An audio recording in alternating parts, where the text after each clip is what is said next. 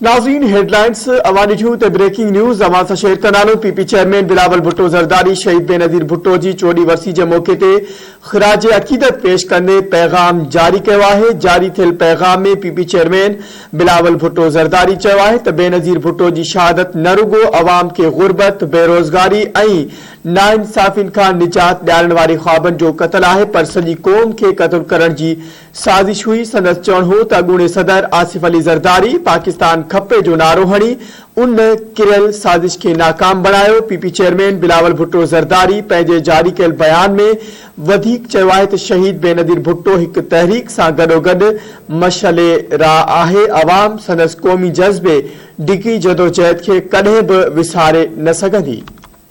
हुन चयो त बेनज़ीर भुट्टो जी शहादत जो ॾिहाड़ो पाकिस्तान मां दहशतगर्दी ऐं इंतिहा पसंदी खे ख़त्म करण जे वचन जो ॾिहाड़ो आहे। हिकु भेरो ॿीहर अहम ख़बर जे हवाले सां अव्हां खे आगाह कंदासूं। पीपी चेयरमैन बिलावल भुट्टो ज़रदारी शहीद बेनज़ीर भुट्टो जी 40 वर्सी जे मौके ते ख़िराज अक़ीदत पेश कंदे पैगाम जारी कयो आहे।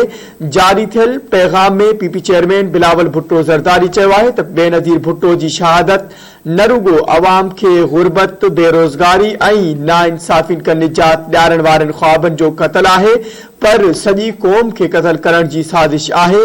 संदसि चवणु हो त अॻूणे सदर आसिफ अली ज़रदारी पाकिस्तान खपे जो नारो हणी उन किरियल साज़िश खे नाकाम बणायो।